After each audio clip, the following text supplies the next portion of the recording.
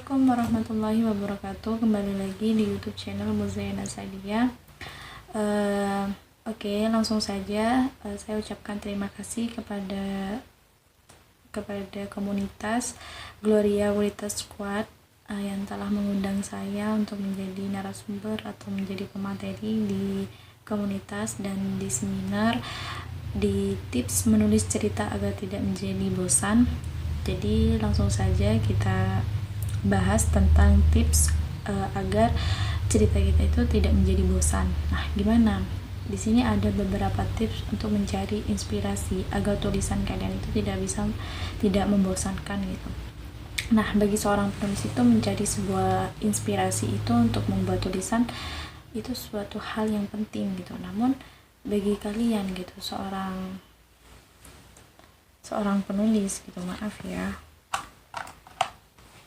Jadi bagi kalian gitu, seorang penulis itu maupun sekedar hobi menulis itu sering gak sih kehabisan ide atau inspirasi untuk membuat tulisan gitu, karena kalian itu mungkin merasa kebingungan gitu untuk mencari inspirasi gimana sih gitu. Nah, yang pertama itu kalian banyak untuk membaca buku atau majalah atau maupun media sosial, media online gitu, agar kalian bisa mengetahui gimana sih caranya untuk trik-trik gitu agar cerita itu tidak membosankan. Nah, di sini ada banyak dan juga suka membaca buku, entah itu fiksi atau non fiksi gitu. Nah, bisa membantu kalian gitu untuk lebih peka atau lebih mudah untuk mencari inspirasi gitu.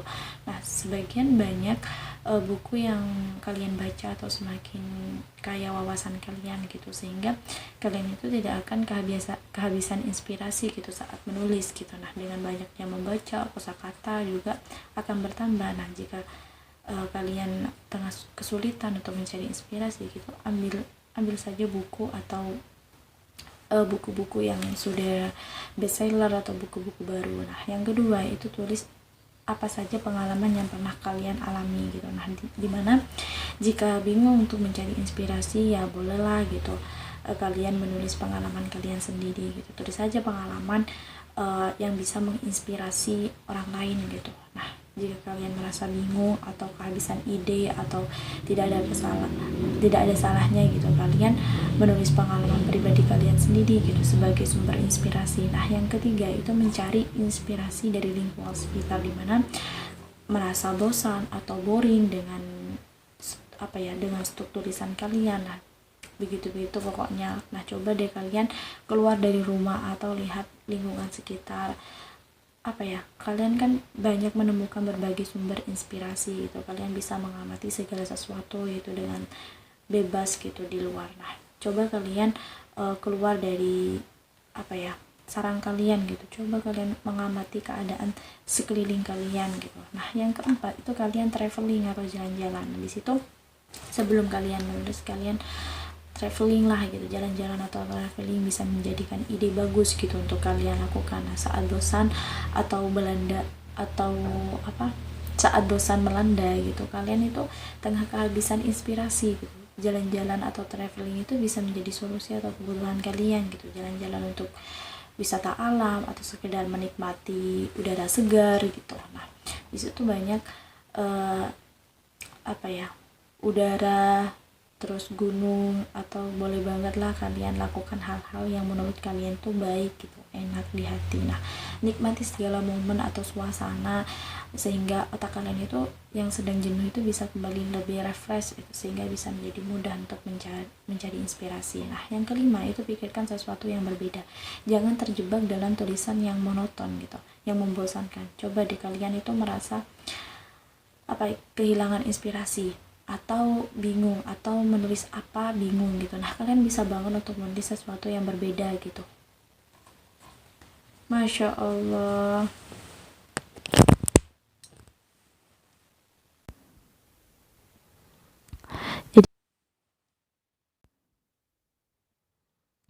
Jadi kalian itu menulis yang berbeda gitu, karena bisa banget sih untuk menulis sesuatu yang berbeda gitu. Ya, keluarlah dari zona nyaman kalian gitu, agar kalian tuh lebih banyak mendapatkan inspirasi atau beranilah untuk berpikir sesuatu yang berbeda gitu dari yang lain. Nah, yang keenam itu kalian membuka kembali karya-karya kalian yang terdahulu gitu. Maaf ya, sebentar. Nah, karya-karya kalian yang terdahulu, mungkin buka kembali tulisan cerpen, puisi kalian, atau yang sudah dimuat di majalah, atau tulisan yang blog yang di masa lalu. Nah, itu dapat memunculkan kembali gitu kenangan yang membuat kita bangga terhadap diri kita sendiri. Atau selain itu kalian juga bisa tahu gitu bagaimana progres penulis kalian gitu sampai detik ini gitu. Nah, bisa jadi dapat memunculkan inspirasi baru gitu tentunya. Nah, yang ketujuh itu kalian mendengarkan musik. Dengan mendengarkan musik itu siapa nih yang dengerin musik lalu inspirasinya itu tumbuh gitu. Semua orang sepertinya memiliki hobi yang sama gitu, karena mendengarkan musik itu bisa menjadi alternatif saat kalian merasa tulisan yang kalian buat itu membosankan gitu. Nah, dengarkan lagu atau band favorit kalian, karena terbukti dengan mendengarkan musik itu bisa membangkitkan energi positif atau mood kita gitu. Musik itu membuat kita rileks atau sehingga bisa membuat kita lebih berkonsentrasi saat menulis. Nah, di sini juga ada beberapa tips di mana kalian itu agar tidak bosan saat menulis. Nah, ada beberapa ketika merasa jenuh atau menulis itu entah karena perubahan mood atau mendadak, atau karena terlalu sibuk dengan kegiatan yang lain. Nah, apapun itu alasannya, kita tidak boleh berhenti atau menyerah dengan keadaan, karena jangan terlalu memaksakan diri gitu, karena beri waktu gitu bagi diri kalian untuk beristirahat atau lanjutkan menulis gitu. Nah, yang pertama itu kalian jangan diam saja, mulai menulis sesuatu gitu. Jangan diam saja, atau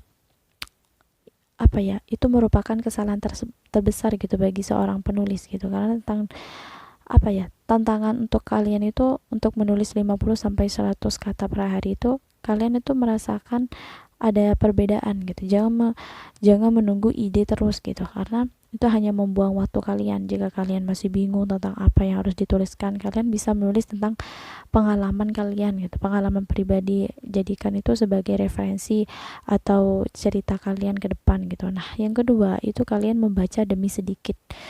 Itu biasakan diri untuk menghargai karya orang lain. Pelan-pelan, tidak harus membaca 50 artikel sehari, atau cukup 2 sampai 3 artikel sehari gitu. Ya cukuplah dilakukan secara terus-menerus gitu. Menulis itu tidak semudah orang-orang yang kira gitu. Karena dari itu kita bersama-sama mulai rajin membaca, menghargai karya orang lain gitu. Nah, yang ketiga itu kalian santai dan nikmati waktu menulis kalian. Di situ menjadi inspirasi kalian agar tulisan kalian itu tidak tidak membosankan gitu, karena banyak hal-hal yang mungkin tantangan bagi kita gitu, cobaan kita untuk menjadi seorang penulis, karena dengan menulis itu memang tidak mudah gitu, banyak rintangan gitu. Nah, cara untuk memulai menulis cerita agar menarik gitu dibaca oleh orang itu kalian yang berprofesi sebagai seorang penulis atau penulis pemula, atau ditulis dijadikan hobi saja, itu untuk melepas penat atau stres di kepala, itu ya mungkin sah-sah saja gitu, asalkan ditulis dilakukan dari hati gitu, bukan karena paksaan, karena apapun yang dipaksa itu hasilnya tidak akan bagus gitu. Nah, jika dulu banyak orang yang menyepelekan kegiatan menulis, maka sekarang tidak lagi. Menulis itu banyak yang dilirik sebagian orang besar, baik itu dijadikan sebagai hobi atau dijadikan sebagai profesi, ya profesi sebagai penulis masa depan kini gitu. Nah, banyak pokoknya para penulis itu. Satu hal yang perlu saya tekankan di sini, karena menulis yang baik itu bukan sekedar merangkai kata-kata gitu, seperti menulis naskah novel atau skenario, atau karena ada kisah di rangkaian kata itu, sehingga kalimat itu barisan huruf yang diketik tidak hanya menjadi kalimat atau paragraf gitu, tapi juga cerita alunan yang mampu mengunggah emosi pembaca gitu. Nah, itu tugas utama penulis. Nah, untuk membuat cerita yang bisa mengunggah emosi pembacanya itu tidak hanya menulis kata demi kata gitu, melainkan membuat rangkaian kejadian tentang bahasa yang enak dibaca dan tulisan yang sudah bisa menggambarkan rangkaian kejadian atau gagasan sebuah wacana, dan juga bisa dikatakan sebagai sebuah karya tulis, atau karya tulis ini yang dikategorikan sebagai bentuk gitu, sebagai bentuk bisa berita, cerita pendek, atau apa ya, kayak cerita bersambung, atau novel, bahkan skenario skenario yang lain gitu. Lalu bagaimana sih caranya memulai untuk menulis gitu? Saya punya sedikit pengalaman soal ini, pengalaman yang mungkin juga dialami sebagian besar orang ya, pertama kali belajar menulis gitu. Nah, orang yang sudah punya karya terlebih dahulu itu misal novel, nah kebanyakan itu memberikan saran untuk langsung menulis gitu. Namun ketika saya menerapkan arahan itu, pertanyaan seperti saya mau menulis apa, kalimat apa yang pertama kali harus saya tulis, atau semacam langsung berloncatan di kepala saya gitu. Nah, kesadaran saya ini kalau menulis itu ternyata tidak mudah gitu. Tidak semudah apa ya? Tidak semudah perintah langsung menulis saja gitu. Tapi menulis apa saja karena tidak memerlukan adanya pemetaan yang jelas gitu.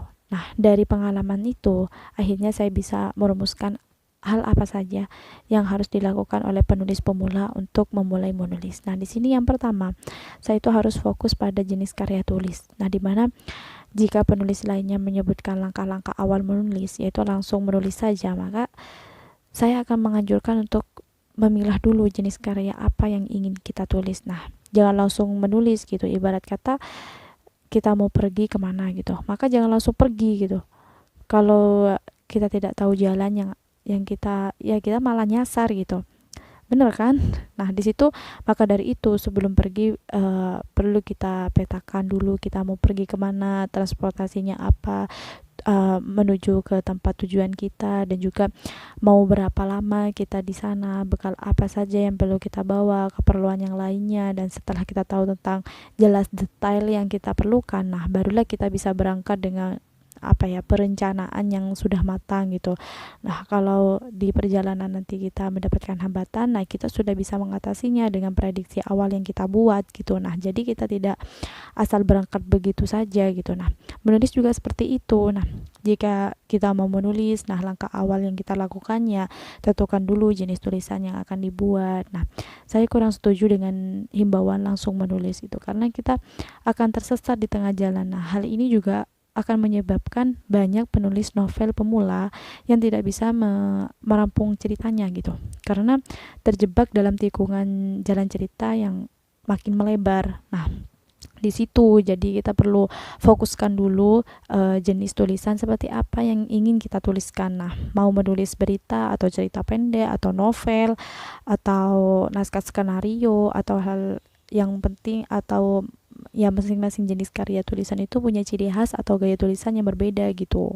Nah, menulis berita yang jelas berbeda dengan menulis novel. Nah, jika berita membutuhkan riset berisi data pasti yang akurat kan. Nah, maka menulis novel itu lebih membutuhkan imajinasi liar penulisnya. Nah, narasi pada penulis berita itu menggunakan bahasa yang tegas sesuai dengan EYD. Nah, di situ bahasanya itu bisa terbilang formal gitu, berbeda dengan penulis novel yang lebih mengedepankan keindahan diksi dalam kata-kata gitu. Bukan berarti novelis itu tidak membutuhkan riset, tapi survei tempat atau kejadian tepat itu diperlukan novelis untuk memperkaya cerita yang akan dibuat gitu. Nah, hanya saja bahasa yang digunakan itu lebih bebas daripada penulis berita gitu. Nah, penulis naskah skenario itu berbeda lagi karena format skenarionya itu sudah berbeda gitu, format novelnya. Nah, ada kepala scan, nah di mana narasi atau dialog atau bahasa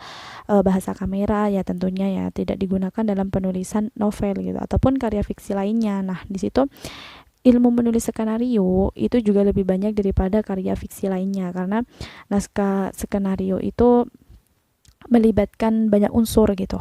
Nah, akan saya bicarakan tersendiri gitu tentang naskah skenario. Nah, yang kedua itu buat cerita, bukan merangkai kata. Nah, ini kesulitan yang sering dibuat oleh sebagian besar penulis pemula, dimana ketika disuruh untuk menulis, mereka cenderung merangkai kata demi kata menjadi paragraf gitu, tapi tidak ada kejadian di dalamnya, meskipun penulis pemula itu sudah berkata kalau mereka itu sudah berusaha gitu untuk membuat cerita, namun tetap saja gitu pembaca itu tidak menemukan cerita yang bisa ditangkap. Nah, dimana hal ini juga saya alami gitu ketika saya pertama kali belajar menulis dulu, itu tidak ada cerita yang terkandung dalam kalimat gitu, sehingga membuat pembaca bosan gitu, bosan untuk membacanya gitu. Nah, ini kesalahan fatal yang dilakukan sebagian besar penulis pemula, dimana contohnya itu ya, hari berganti demi cepat.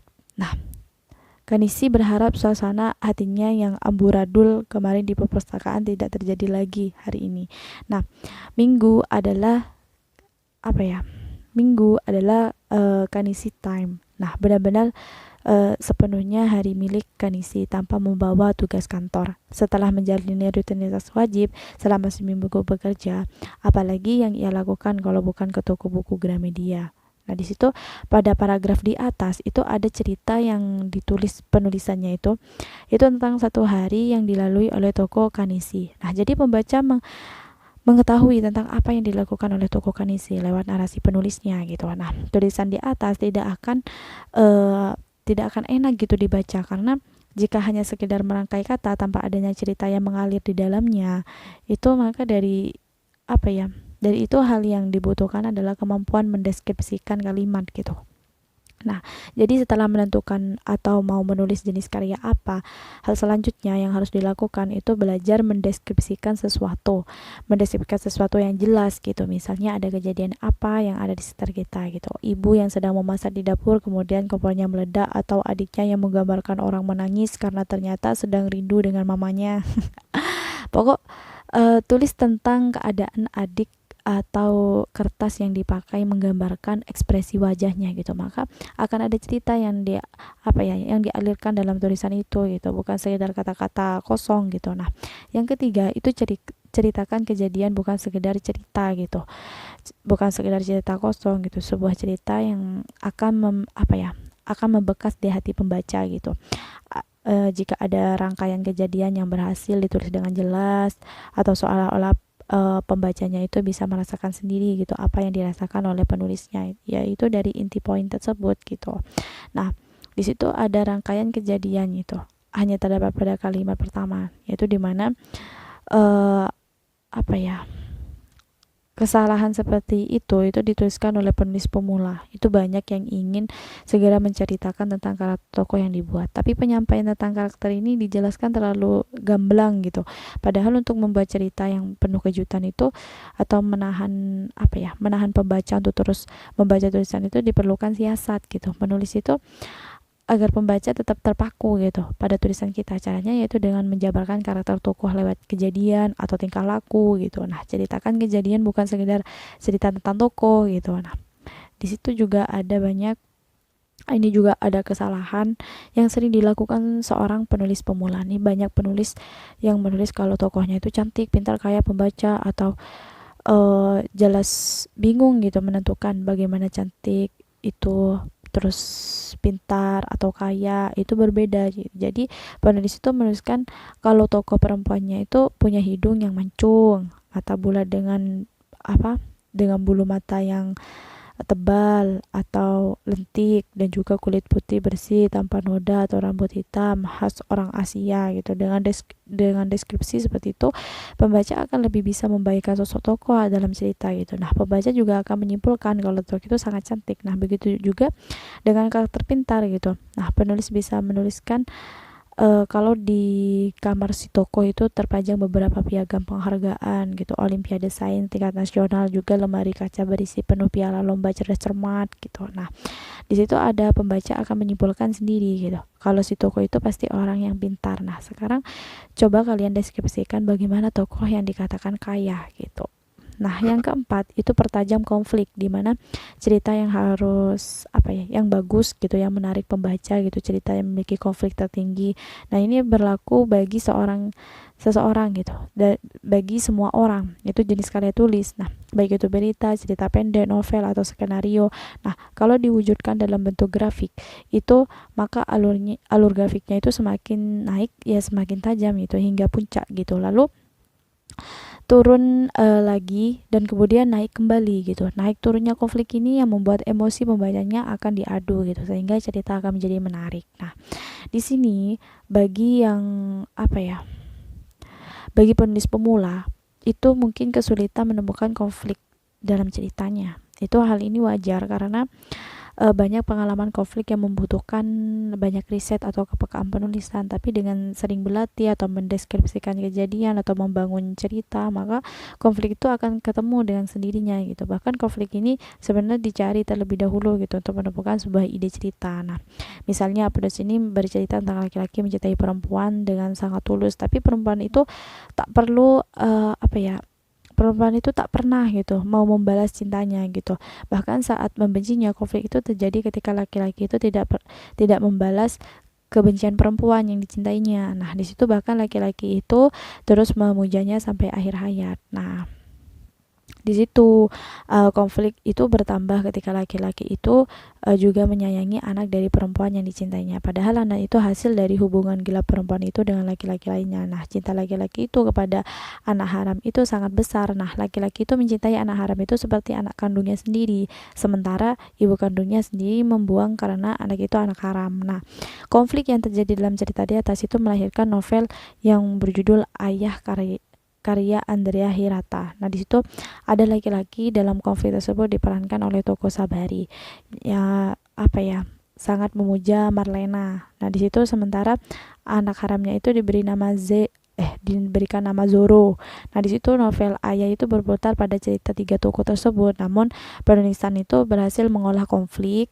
Nah, di dalamnya itu naik turun. Nah, sehingga pembaca itu merasa emosi di dalamnya. Nah, penulis pemula itu juga bisa membuat rangkaian konflik terlebih lebih awal gitu, terlebih dahulu gitu sebelum menentukan cerita dalam sebuah karya. Nah, rangkaian konflik ini bisa ditemukan dalam premis di mana ide dasarnya itu, tapi ini tidak menjadi patokan awal gitu. Bisa jadi penulis itu menemukan ide dasarnya dulu, nah baru mengembangkan atau menjadi rangkai konflik, atau bisa juga konflik yang diutarakan dulu gitu, baru muncul ide dasarnya. Nah, berlatih untuk membuat konflik itu untuk menemukan ide dalam bercerita gitu. Nah, setelah menemukan ide atau belajar mengembangkan menjadi sebuah sinopsis, nah disitulah baru jadi cerita yang tidak membosankan. Nah, yang kelima itu buat kejutan.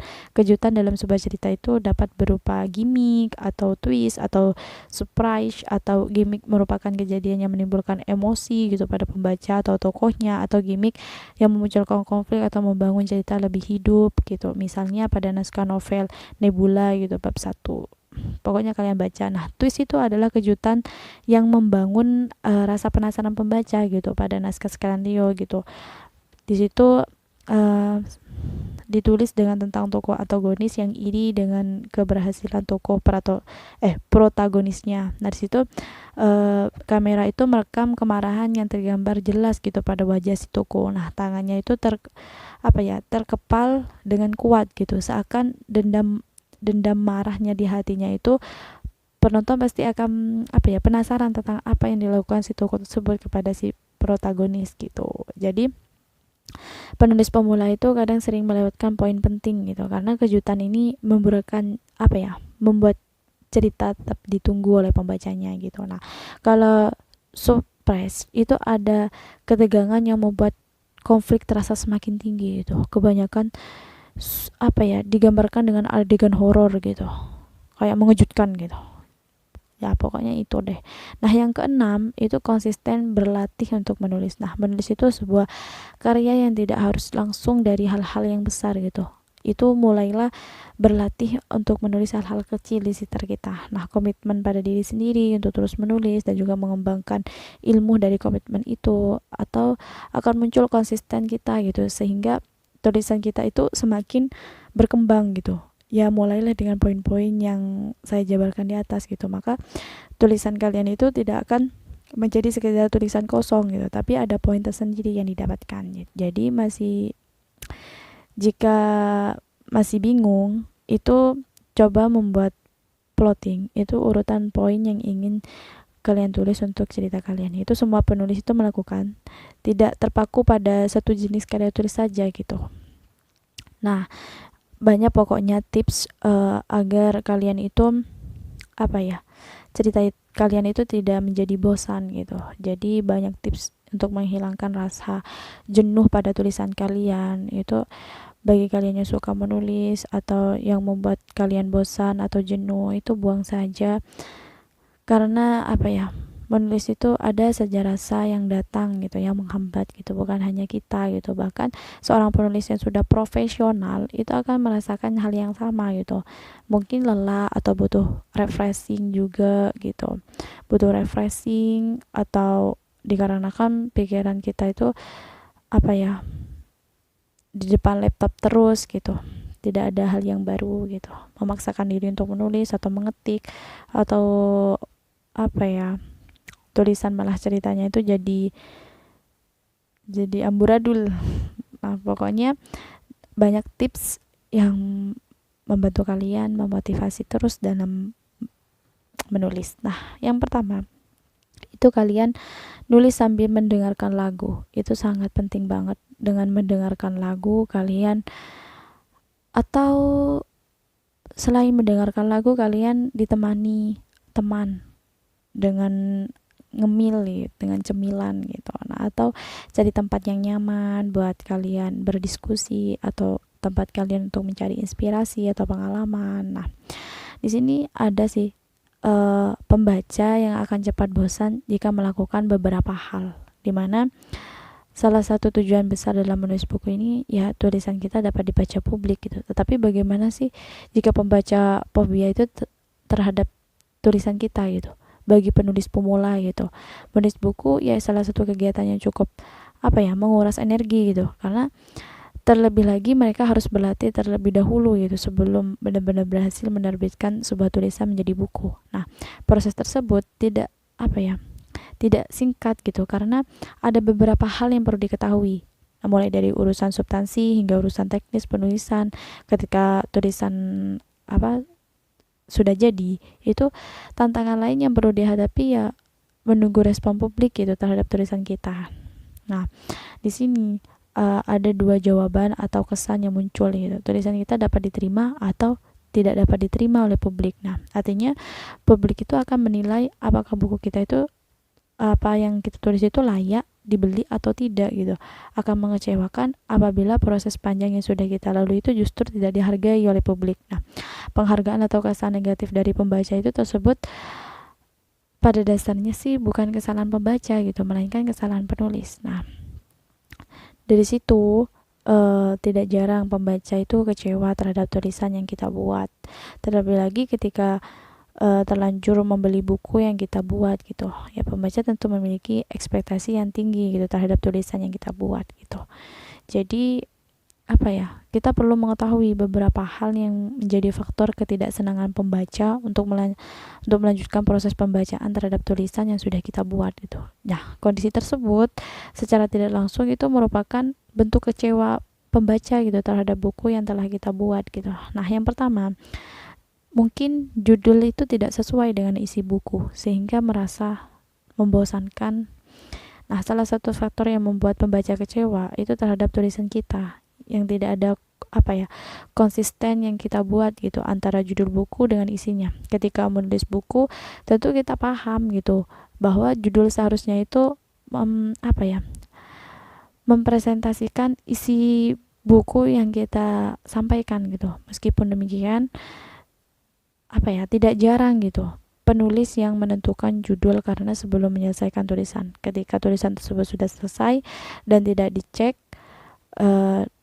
ulang itu terkait dengan hubungan dengan judul yang dibuat, itu tentu menjadi hal yang berbahaya gitu dalam menulis. Kita pasti sering mengubah beberapa cara pandang atau substansi yang ingin kita sampaikan gitu. Artinya ada beberapa bagian yang mungkin tidak sesuai dengan judul yang kita buat gitu. Nah, sebaiknya ketika tulisan kita sudah selesai, itu alangkah baiknya kita menentukan judul yang baru gitu, yang sebagai hasil refleksi dari tulisan yang sudah kita buat.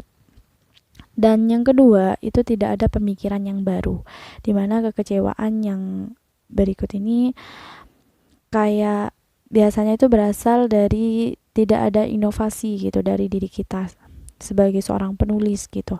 Nah, dalam menulis buku itu kita biasanya akan mengangkat sebuah tema yang ingin dibahaskan. Nah, satu hal perlu kita ketahui, perlu kita sadari, itu bahwa tema yang kita angkat pada dasarnya itu sudah pernah dibahas oleh penulis lainnya. Nah, dari itu kita perlu melakukan inovasi baru gitu, supaya tema yang kita angkat itu tidak sama dengan orang lain gitu. Nah, apabila tema yang diangkat sama, ya kita bisa menggunakan cara pandang lain gitu dalam melihat isu yang kita angkat gitu. Ya, kondisi tersebut nantinya akan berfungsi sebagai pembeda dalam tulisan gitu. Yang tulisan kita buat dengan tulisan orang lain menjadi penting gitu bagi kita sebagai seorang penulis untuk mengetahui tulisan dari orang lain, supaya apa yang kita buat itu tidak sama persis dengan yang kita buat seperti orang lain. Nah, apabila ada kesamaan yang mencolok, itu tentu mengecewakan pembaca gitu, karena mereka menganggap bahwa buku kita itu tidak ada bedanya dengan buku-buku yang lain. Nah, yang ketiga, itu tidak memotivasi pembaca. Maksudnya faktor lain yang membuat pembaca tidak betah untuk menyelesaikan tulisan gitu, yang tentunya yang kita buat itu tidak adanya bagian yang memotivasi pembaca. Motivasi tersebut bukan berarti dalam bentuk menyemangati pembaca, bukan melakukan sesuatu yang artinya memotivasi bisa dalam bentuk hal-hal lainnya itu yang kita tuangkan gitu. Nah, dengan bahasa yang lebih lembut dan halus gitu, sebagai contoh ketika kita menulis buku referensi itu, maka kita akan banyak berhubungan dengan data yang kita gunakan itu tentu memperkuat argumen gitu atau gagasan yang ingin kita sampaikan. Nah, sebisa mungkin kita harus memaparkan data tersebut dengan gaya bahasa yang menarik. Selain itu, ada yang kita jelaskan, diusahakan data yang unik gitu, di mana data tersebut jarang ditemukan oleh orang lain dengan mudah gitu. Dengan demikian, ketika publik membaca tulisan kita, ya maka mereka akan merasakan tertarik dan termotivasi gitu untuk mengetahui lebih jauh tentang gagasan kita, dan bahkan tidak sedikit dari pembaca yang menggunakan data tersebut gitu sebagai bahan rujukan atau penunjang bagi kepentingan sendiri gitu. Nah, yang keempat, sudah dapat ditebak kelanjutannya. Nah, menulis buku ini berarti kita membuat alur cerita yang mudah dipahami oleh pembaca.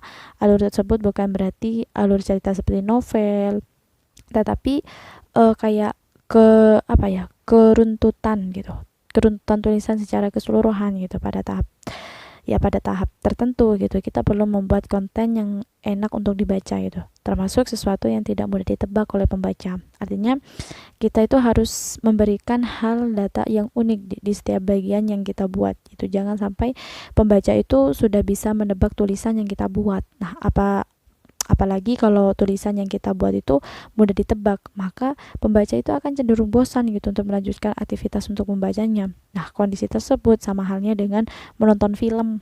Nah, ketika alurnya mudah ditebak, maka film tersebut menjadi sesuatu yang biasa gitu, tidak berkesan gitu. Nah, dari situ sebagai seorang penulis itu harus pandai menyusun gaya bahasa, terus membuat perhatian pembaca selalu tertarik gitu untuk mencari tahu kelanjutan dari bahasa yang kita jelaskan di setiap bagian ceritanya gitu. Nah, yang kelima itu kalimat berbelit-belit.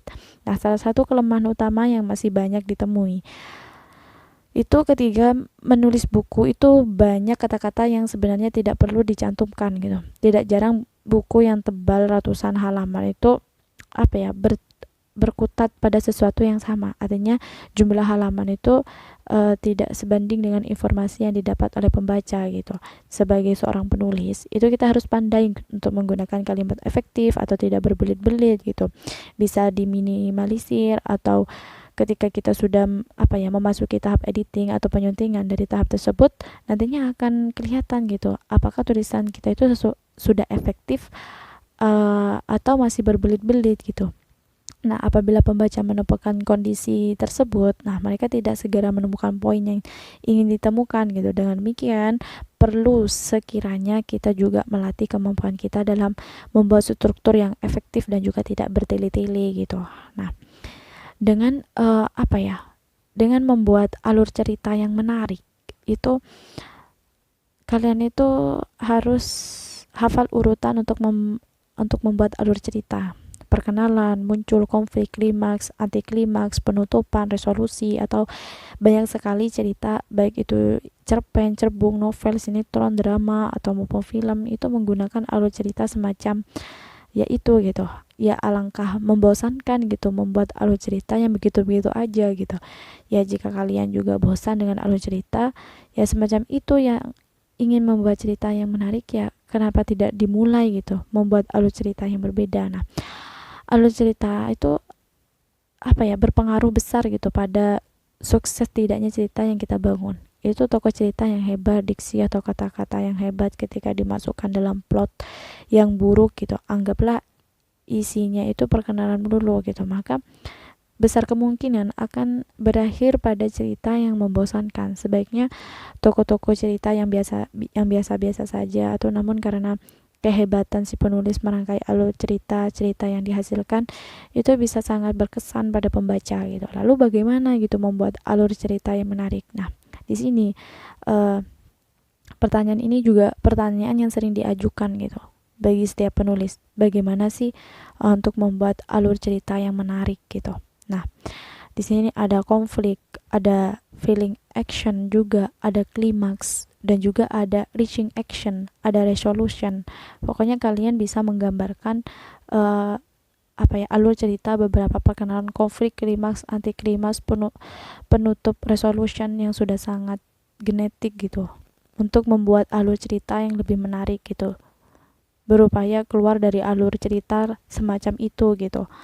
Alur maju, atau kamu bisa mulai cerita kamu itu dari titik mana aja gitu. Misalnya membuat dari konflik dulu, atau klimaks dulu, atau anti klimaks dulu gitu. Kalian kemungkinan berputar pada perkenalan gitu, masuk ke konflik lagi, atau resolusi alur mundurnya gitu.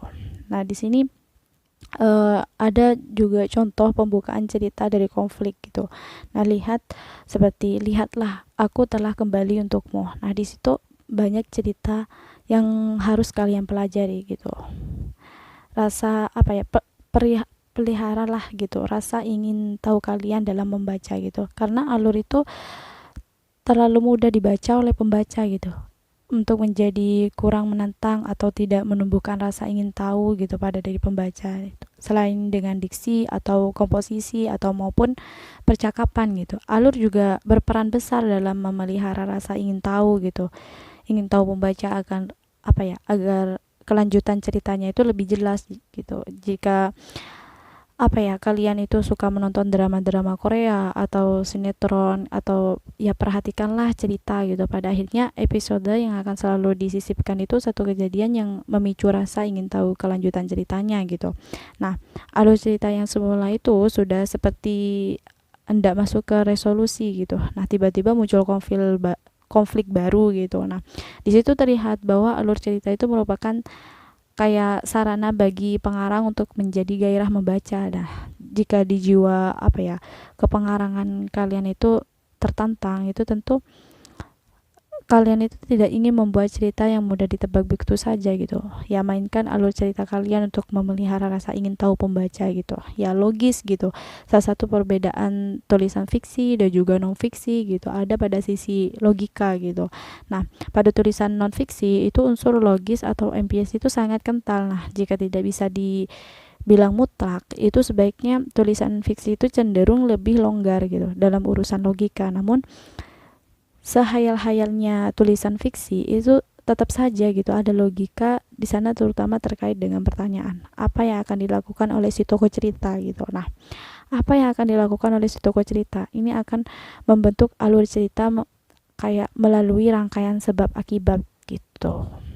Pokoknya banyak banget selain rangkaian sebab akibat logis gitu.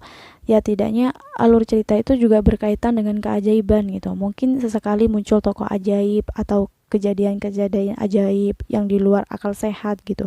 Nah, kejadian ini ajaib di luar akal sehat kita itu dalam tulisan fiksi memang dilarang gitu, seperti kehidupan yang sehari-hari di mana kamu menemukan keberuntungan gitu dengan hadirnya sosok atau kejadian yang jatuh dari langit. Namun jika cerita kalian terlalu sering muncul keajaiban atau kebetulan-kebetulan gitu, nah besar kemungkinan ya pembaca itu akan jengkel gitu. Hidup itu tidak semudah itu gitu, karena begitu apa ya, kira-kira yang ada di benak pembaca itu, maka berikan porsi yang pas untuk kebetulan gitu atau keajaiban atau mukjizat gitu. Namun tetap pertahankan logis gitu, setidaknya ya alur cerita itu berjalan gitu. Nah, logis tidaknya suatu aluran cerita itu juga terkait dengan waktu kejadian, urutan waktu kejadian seperti masalah jam, hari, tanggal, tahun, atau kronologis ya penting untuk diperhatikan gitu agar cerita itu tidak melompat-lompat pada urutan waktu yang kacau gitu. Nah, itu lakukan kalian yang selanjutnya itu harus melakukan penyuntingan, di mana untuk membuat alur cerita yang menarik itu langkah lainnya yang perlu dilakukan itu penyuntingan cerita. Nah, setelah kalian selesai menulis satu cerita itu baca kembali hasil tulisan kalian dari awal. Pikirkan apa alurnya yang perlu diubah urutannya. Nah, jika diubah, bagaimana alur cerita setelah diubah gitu? Perlukah ditambah hal-hal lain? Nah, penting untuk diingat bahwa nyaris sebuah penulis itu selalu melakukan penyuntingan gitu setelah tulisan awal jadi. Nah, penyuntingan ini termasuk penyuntingan alur cerita gitu. Biasanya tulisan awal itu akan mengikuti alur yang generik gitu. Kayak perkenalan, muncul, konflik, klimaks, anti klimaks, penutup, resolusi. Nah, pada saat penyuntingan itu lakukan modifikasi. Nah, dari modifikasi alur cerita ini yaitu namun penting juga itu untuk diingat, jangan menulis sembari menyunting. Nah, tulis itu draft awal hingga selesai, lalu sunting dan sunting lagi sampai merasa puas dengan cerita kalian gitu. Pokoknya banyak banget tips-tips agar cerita kalian itu tidak membosankan. Mungkin hanya ini materi yang dapat saya sampaikan. Semoga bermanfaat dan maaf jika ada kekurangan dan juga kesalahan karena saya masih sama-sama belajar, dan terima kasih kepada komunitas Gloria Writes Squad yang telah mengundang saya menjadi pemateri dan narasumber, dan terima kasih kepada peserta yang sangat antusias, yang sangat berpartisipasi dan sudah daftar di seminar. Semoga materi ini bermanfaat. Wassalamualaikum warahmatullahi wabarakatuh.